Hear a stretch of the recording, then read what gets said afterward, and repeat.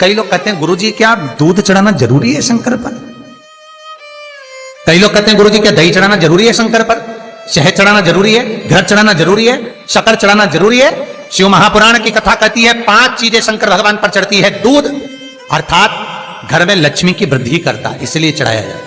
दही शंकर भगवान पर इसलिए चढ़ाते हैं क्योंकि यह परिवार को जोड़ता है। जिसके परिवार में क्लेश ज्यादा होता है, जिसके परिवार में आपस में तकरार ज्यादा होता है, उसको दही जोड़ता है।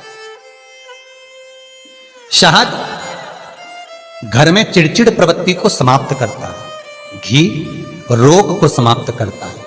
शक्कर मिष्ठान घर में यदि लक्ष्मी आकर जा रही हो तो मिष्ठान समर्पित किया जाता है, इसलिए पंचामृत स्नान का भाव शिव महापुराण कहते हैं।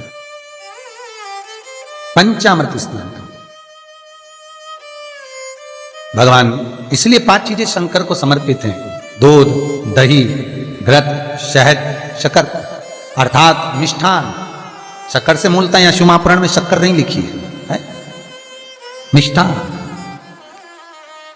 अब लोग शक्कर पीस कर अभिषेक करते हैं, परंतु मिष्ठान अर्थात गाय के दूध से निर्मित कोई मिठाई, और उस मिठाई से भगवान शंकर का अभिषेक। अब लोग भले शक्कर रखने लगे शंकर जी के अभिषेक में, पर यहां शक्कर नहीं लिखा है, यहां मिष्ठान।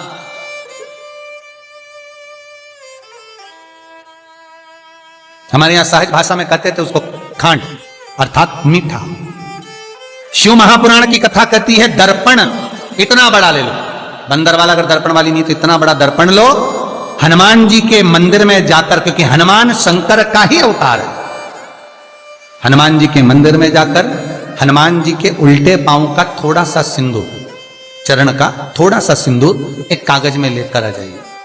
और हनुमान जी के छोटे भाई, हनुमान जी 6 भाई हैं, उसमें गतिमान, हनुमान जी के छोटे भाई गतिमान का नाम लो, और गतिमान का नाम लेकर उस दर्पण पर सिंदूर से त्रिशूल बना दो।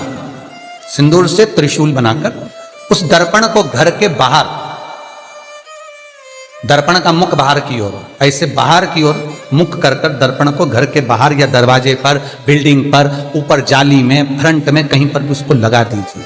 महाराज केवल शंकर का स्मरण कर कर, गतिमान का नाम लेकर, हनुमान के उल्टे पांव का सिंदूर का त्रिशूल बनाकर जो दर्पण को लगा देता है, आपको 1 महीने के अंदर अंतर मालूम पड़ जाएगा कि पिछले जो महीने निकले हैं उस महीने का अंदाजा लगाना कि घर में लोग कितने बीमार पड़ते थे, और इस दर्पण को लगाने के बाद बीमारी कम हुई कि नहीं हो कम तो ठंडा कर देना, क्या जा रहा है, पर करके जरूर देखना। विश्वास रखकर करोगे, भगवान शिव का अनुमोदन कर कर, भगवान शंकर पर विश्वास रखकर करोगे तो बीमारी घेर नहीं सकती।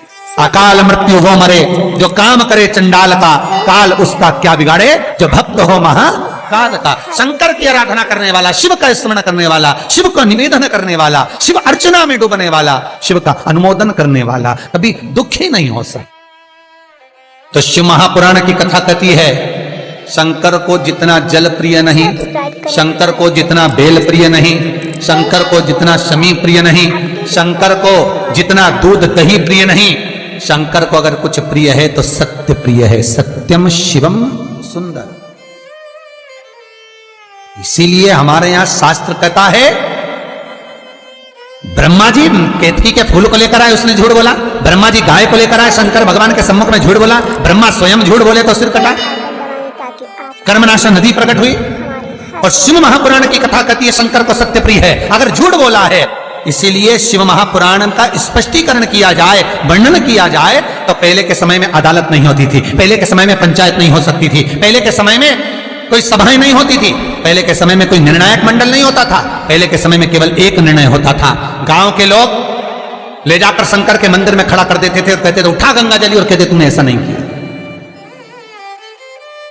गंगा जली उठाकर कह दे कि तूने ऐसा नहीं करा। क्यों गंगा जली उठवाते थे? क्योंकि लोगों ने शिव महापुराण सुन रखी थी।